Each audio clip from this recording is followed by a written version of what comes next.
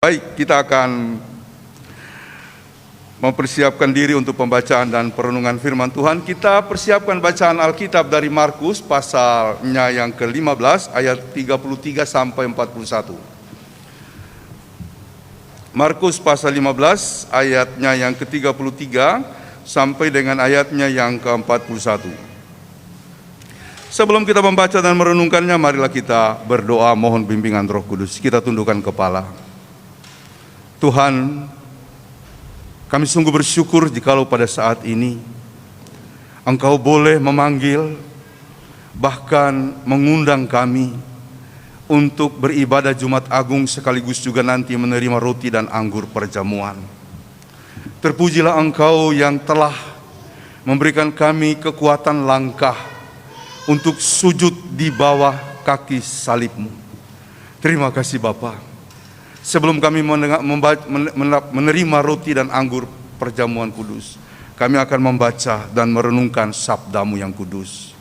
Tuhan, urapi kami dengan Roh-Mu yang kudus, supaya oleh hikmat-Nya kami dimampukan mengerti kehendak Tuhan yang terdalam, supaya kami hidup sebagai murid-murid Tuhan yang kedapatan setia di dalam dunia ini. Berfirmanlah, kami semua yang ada di ruangan gereja Kapel Cikini ini, maupun yang mengikutinya dari rumah-rumah secara live streaming, sedia mendengarkannya dalam nama Tuhan Yesus. Amin. Bacaan Alkitab hari ini Markus 15 ayat 33 sampai 41. Markus 15 ayat 33 hingga ayatnya ke-41. Di bawah perikop Yesus mati. Pada jam 12 kegelapan meliputi seluruh daerah itu dan berlangsung sampai jam 3. Dan pada jam 3 berserulah Yesus dengan suara nyaring, Eloi, Eloi, lama sabatani, yang berarti, Allahku, Allahku, mengapa engkau meninggalkan aku? Mendengar itu, beberapa orang yang berdiri di situ berkata, lihat, ia memanggil Elia.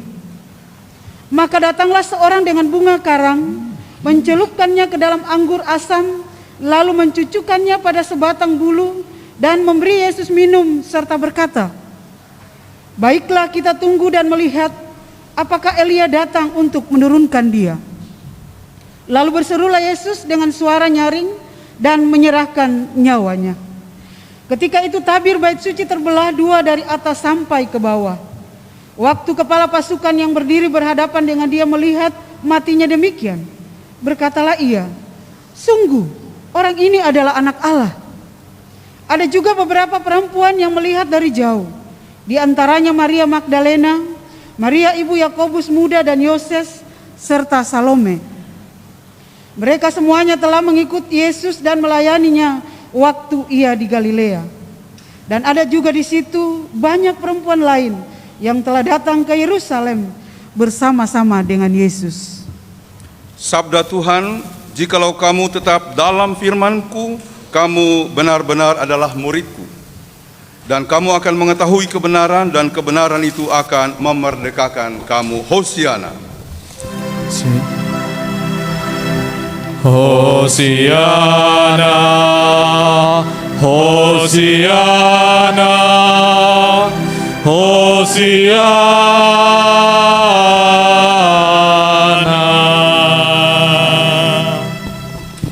Pertama-tama saya menyapa seluruh kita yang ada di ruangan ibadah ini maupun yang mengikuti ibadah ini dari rumah masing-masing secara online. Shalom. Shalom. Saudara-saudara, ada sebuah kisah nyata dari India terjadi pada bulan Februari tahun 1995 tentang pembunuhan seorang biarawati bernama Suster Rani Maria. Jadi dia pada waktu itu bekerja di Haris, di sebuah daerah di India, dan kemudian dalam perjalanan ke Indore, dia melayani suatu kumpulan masyarakat jelata ya di sentral India. Dalam perjalanannya ke Indore, di dalam bus dia kemudian ditikam oleh seorang lelaki yang dicekoki oleh paham-paham eksklusivisme atau paham-paham radikal, ya. Jadi lalu kemudian dia menikam orang yang dianggap musuhnya itu, yaitu suster atau biarawati tadi, bernama Samhader Singh. Jadi Singh, sang laki-laki yang sudah dirasuki oleh paham radikalisme dalam konteks mereka pada waktu itu, menganggap bahwa sang Katolik ini harus dihabisi. Jadi dia tikam dari belakang, kemudian lalu si Suster Rani Maria membela diri, bahkan dia berusaha melompat dari bus. Nah, ketika dia melompat, sang laki-laki tadi tetap mengikutinya, bahkan terus menikamnya sampai mati. Nah, saudara-saudara, atas perbuatannya itu, lalu kemudian Singh dijatuhkan hukuman mati seumur hidup. Atas perbuatannya yang keji, dia dihukum mati seumur hidup. Nah, pada tahun 2002, lalu saudara daripada Suster Rani Maria yang sudah tewas tadi, nama saudaranya ini adalah Semit. Semit ini adalah seorang suster juga. Dia pergi mengunjungi sang pembunuh adiknya, pembunuh saudaranya. Dan apa yang dia lakukan? Dia membuat semacam ikatan persaudaraan. Dalam tradisi Hindu namanya Rakhi. Ya, bayangkan musuhnya, orang yang membunuh saudaranya, dia langsung angkat menjadi saudaranya.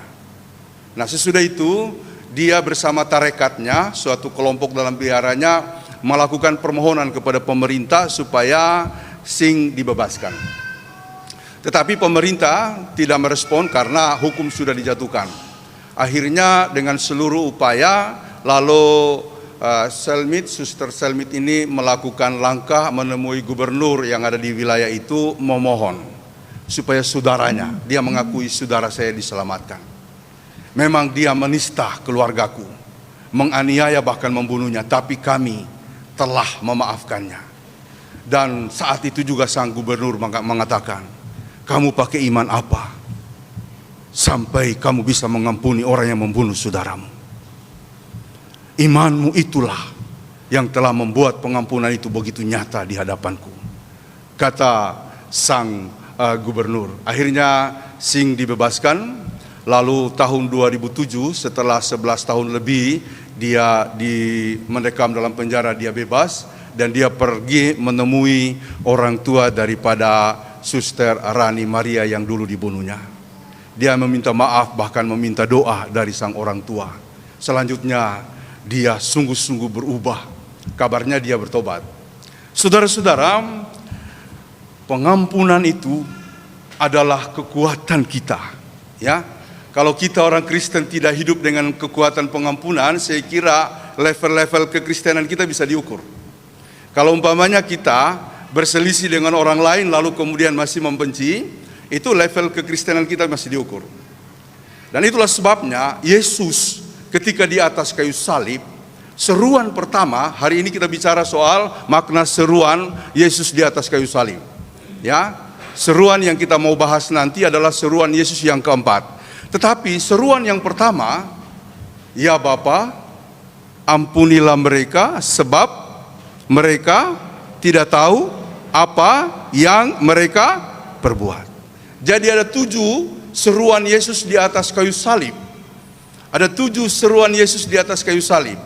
Yang pertama-tama itu adalah, ya Bapa, ampunilah mereka sebab mereka tidak tahu apa yang mereka perbuat. Saya ketika merenungkan bagian-bagian itu, lalu kemudian menjadi sadar, kekristenan bukan cuma sekedar agama. Dia adalah sebuah kehidupan dengan perilaku yang sungguh-sungguh ditautkan pada salib, di mana kita mendengarkan seruan pertama dari Yesus, ampunilah saudara-saudaramu. Mungkin mereka tidak tahu apa yang mereka perbuat. Dan meskipun kita sadar itu mereka lakukan dengan sengaja, maka biarlah kita tetap memohon, Tuhan ampunilah mereka. Sebab mereka tidak tahu apa yang mereka perbuat. Jadi pengampunan itu menjadi pembuka dari seruan Yesus. Yang kedua adalah seruan Yesus yang kedua itu disampaikan kepada murid Yesus yang ada, bukan murid, teman atau orang yang disalibkan yang ada di sebelah kanan Yesus. Kita tahu ceritanya ketika Yesus disalib, dia diolok-olok ya. Mereka berteriak, kalau memang engkau adalah seorang Mesias, selamatkanlah dirimu. Lalu kemudian orang yang di kiri Yesus yang disalibkan, dan itu benar-benar penjahat ya, dan Yesus disalibkan bukan karena dia jahat, itu adalah penjahat, dan dia berkata, "Hei, kalau memang engkau bisa menyelamatkan dirimu, selamatkanlah dirimu juga kami." Begitu dia mengejeknya, persis seperti orang lain. Lalu kemudian yang di sebelah kanan mengatakan, "Bro, jangan gitu dong. Kita jahat, dia tidak. Kamu tidak pantas bicara seperti itu kepadanya." Lalu dia berkata kepada Yesus, "Yesus, jika nanti engkau di Firdaus, biarlah aku ikut bersama-samamu."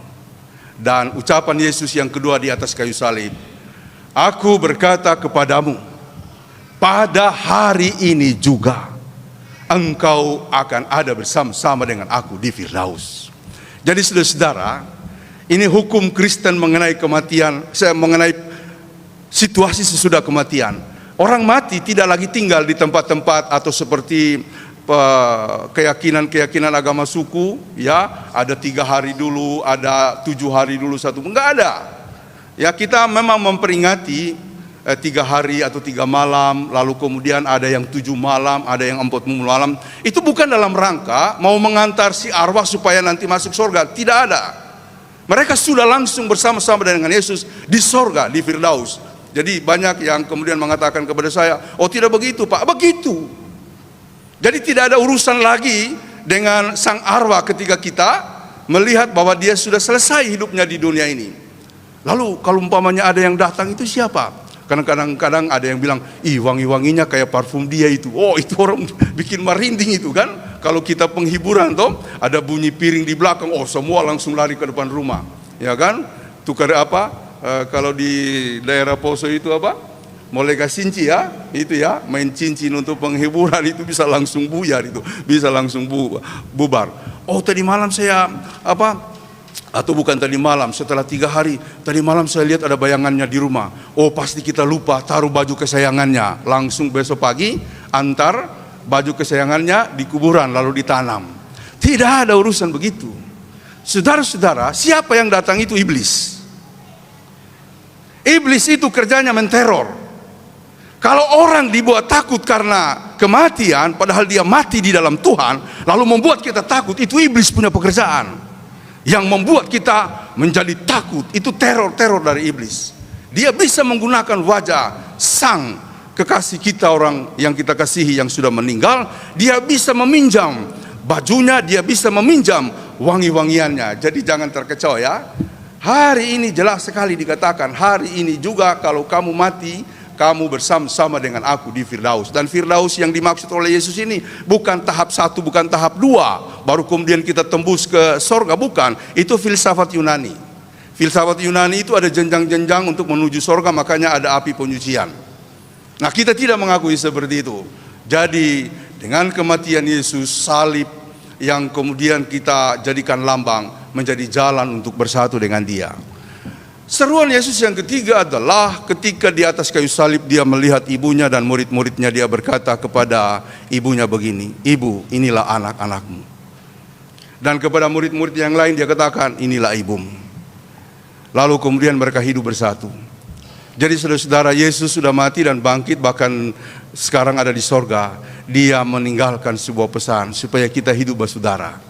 Jadi benar, muda-mudi mombe pemawo, ya kan? Bukan cuma muda-mudi mombe pemawo, semua kita harus mombe pemawo. Sintuwu maroso, toa sioko, dan kemudian tubuh sifagi, tubuh malinuwu. Harus saling mengingat, harus saling menopang. Di Jakarta, ya, harus kita wujudkan. Siapa lagi yang mau melakukan itu kalau bukan kita? Siapa lagi kalau bukan kita?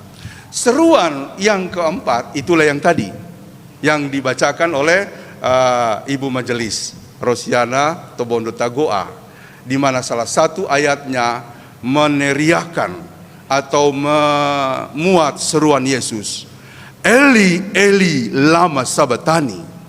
Atau dalam ungkapan yang senada, hanya beda huruf saja, "Eloi, Eloi, lama sabatani." Itu bahasa Aram. Bahasa Aram itu bahasa ibu dari Tuhan Yesus, bahasa yang dia pakai dalam kehidupan sehari-hari. Alkitab itu menggunakan bahasa Yunani.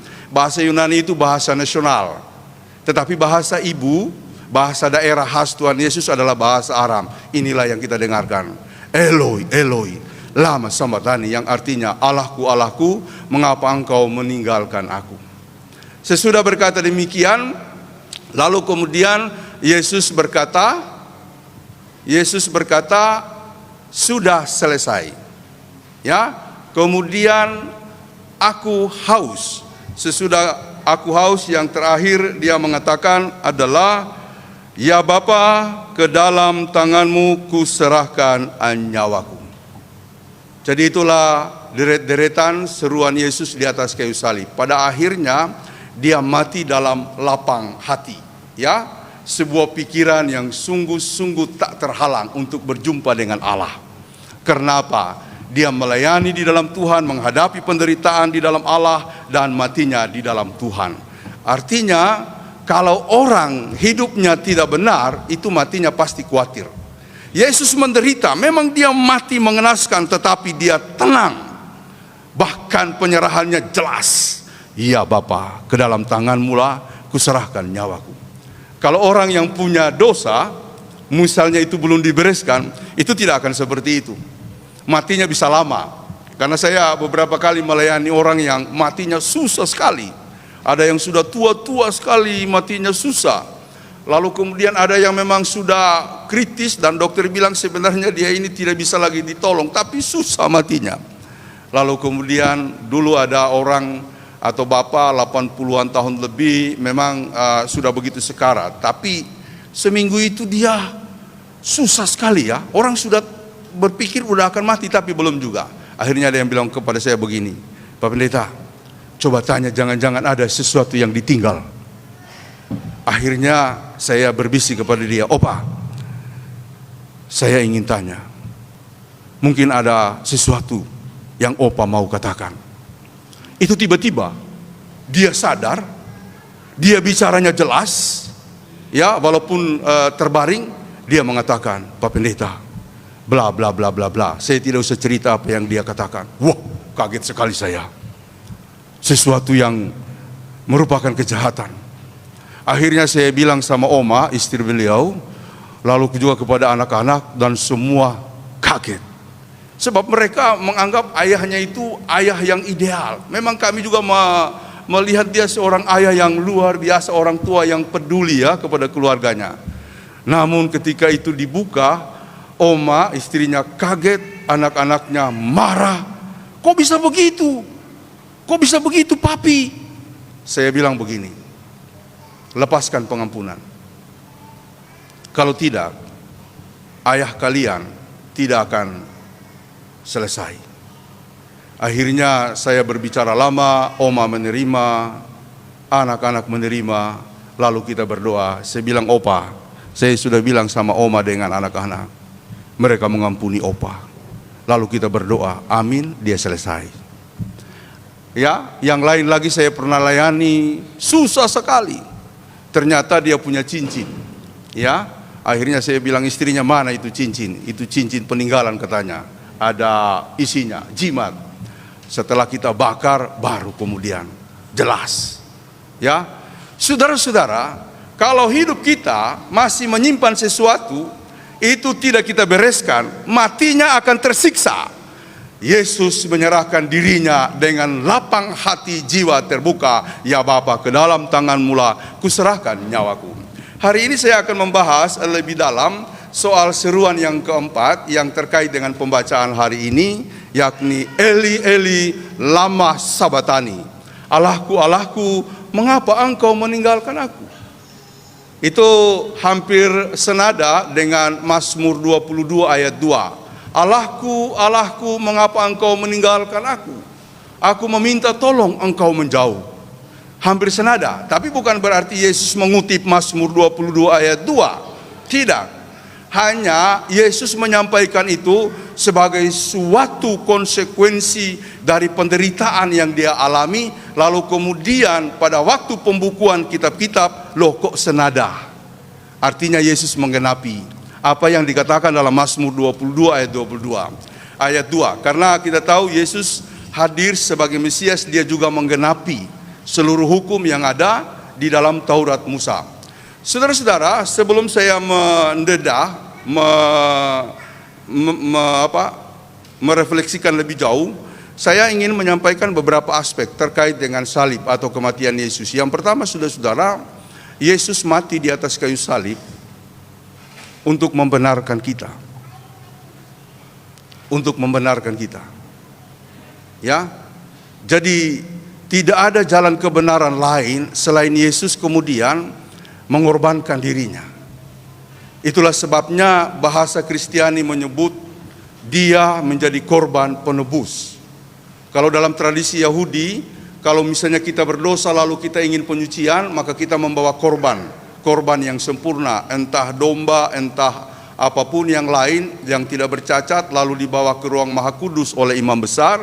Dia akan berdoa memohon pengampunan, anugerah pengampunan dikaruniakan. Namun kini bukan domba yang seperti itu yang menjadi tanda untuk menebus kita. Yesus sendiri membawa dirinya menjadi korban penebusan. Jadi dia membenarkan kita karena dia adalah korban yang sempurna. Saudara-saudara, dia tidak berdosa, dia disalibkan dalam kebenaran yang sempurna. Karena itu Paulus mengatakan, dia yang tidak berdosa dibuat menjadi dosa supaya kita yang berdosa diselamatkan, kata Paulus. Yang kedua, elemen berikut yang perlu saya sampaikan, salib atau kematian Kristus mau menunjukkan bahwa Yesus menggantikan posisi kita. Harusnya kita di situ, harusnya kita yang terkutuk, tetapi Yesus selalu menggantikan posisi kita. Jadi saudara-saudara, Yesus mengalami penderitaan yang sedemikian buruk, sedemikian dahsyat. Kutuk yang paling terkutuk adalah salib. Dia masuki dan dia ambil supaya manusia tidak sampai ke situ. Sebab kalau umpamanya manusia ada di titik itu, dia tidak akan sanggup, jiwanya rapuh, tubuhnya lemah. Bayangkan sampai hidup seolah-olah ditinggalkan oleh Allah. Yesus sendiri merasakannya. Eloi, Eloi, mengapa engkau menjauh? Mengapa engkau meninggalkan aku? Di situ manusia tidak akan sanggup, tidak akan berani, tidak akan kuat. Yesus masuk di situ supaya etape tersebut tidak kita masuki. Jadi saudara-saudara, kalau penderitaanmu berat, jangan langsung menyerah. Kita sudah ditolong oleh Yesus untuk tidak sampai pada etape yang paling buruk itu. Karenanya betul kalau kemudian firman mengatakan kekuatan-kekuatan, pencobaan-pencobaan yang kamu terima itu tidak akan melampaui kekuatanmu. Benar. Karena Yesus sudah ambil bagian itu. Nah, oleh karenanya kalau menderita, jangan cari orang lain dulu. Cari Tuhan. Makanya kadangkala kita menderita amat sangat karena kita tidak cari Tuhan. Dunia ini penuh dengan godaan untuk mencengkram, menjerembabkan kita, menjerumuskan kita makin dalam, makin dalam. Karenanya kadang-kadang kita merasa payah, bukan? Oleh karena itu kalau menderita, entahkah tidak ada uang. Saya kira kalau tidak ada uang belum terlalu penderitaan ya, Pak Feris ya, Ibu Lisa ya. Kalau umpamanya cuma tidak ada uang kan saya kira belum penderitaan itu ya. Jangan terlalu cengeng gitu ya.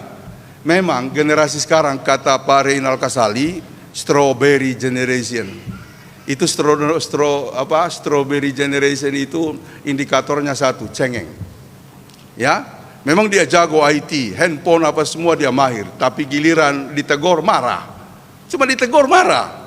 Buktikan ya anak-anak sekarang milenial ya, generasi X atau Z ya. Itu cuma ditegur marah. Tapi itulah sifat mereka. Oleh karenanya gereja tidak boleh menggiring mereka ke dalam ranah itu sebebas-bebasnya. Mari kita rapikan. Sekolah minggu diajarin, remaja diajarin, pemuda kita belajar untuk saling tahan banting ya. Makanya saya setuju ya dengan ketua panitia rapat klasis punya moto. Kemarin waktu rapat perdana langsung dia bilang, di sini kita punya moto, bebas menghina dilarang tersinggung. Wah, bebas menghina dilarang tersinggung. Tadi malam saya bilang di majelis, waktu sermon saya bilang kita pakai moto itu ya.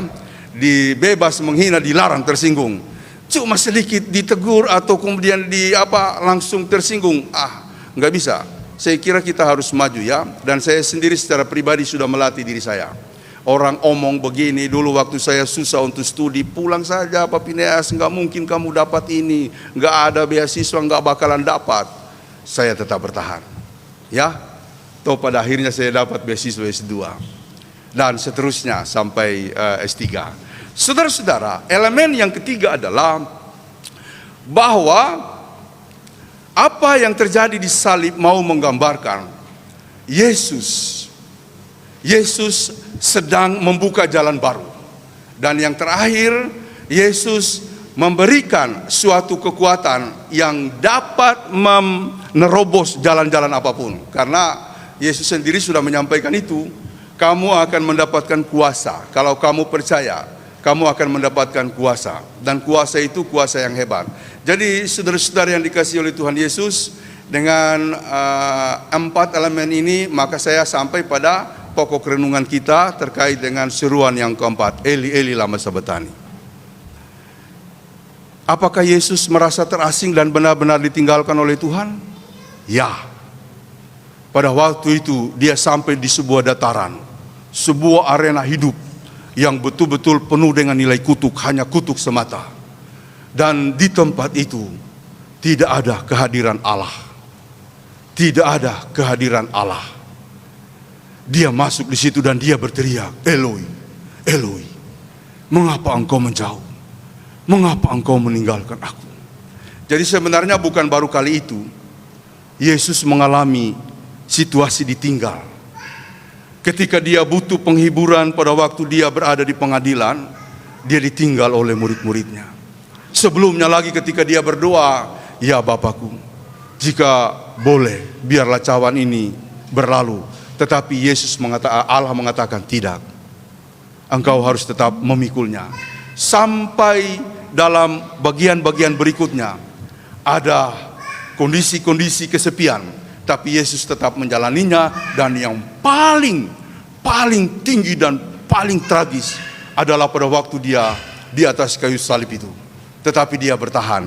Saudara-saudara, Yesus berteriak Eloi Eloi lama sabachthani, bukan karena dia protes kepada Tuhan, bukan karena dia cengeng, bukan, karena dia tahu dia harus mengambil itu. Dan betul, ketika dia mengambil, dia merasa benar-benar tidak ada kekuatan. Namun dia berseru, hanya karena kebenaran, kekuatan kebenaran yang ada pada Yesus sejak awal dari lahir sampai pada akhir tumbuh di dalam dirinya. Maka dia tidak dibuat rapuh oleh kondisi apapun. Dan dia menang. Jadi pada akhirnya dia mati dalam sebuah pengabsahan. Jadi kalau bahasa saya dalam mengajarkan ini di kelas kuliah, Yesus diabsahkan oleh Allah. Karena kebenarannya nyata dari awal sampai akhir. Siapa mengikuti Yesus? Dia mengikuti kebenaran yang sah. Jadi tidak salah kalau di dalam Injil dia mengatakan, akulah jalan kebenaran dan kehidupan. Karena sudah terbukti dia setia sampai pada akhir. Sebentar kita akan menerima roti dan anggur perjamuan. Ini bukan sekedar ritualisme Kristiani, melainkan sebuah tanda di mana Allah mau mengukuhkan keselamatan kebenarannya di dalam diri kita. Mari kita persiapkan diri untuk menerima roti dan anggur itu dengan sungguh-sungguh, dengan penuh pertobatan, dengan penuh keyakinan.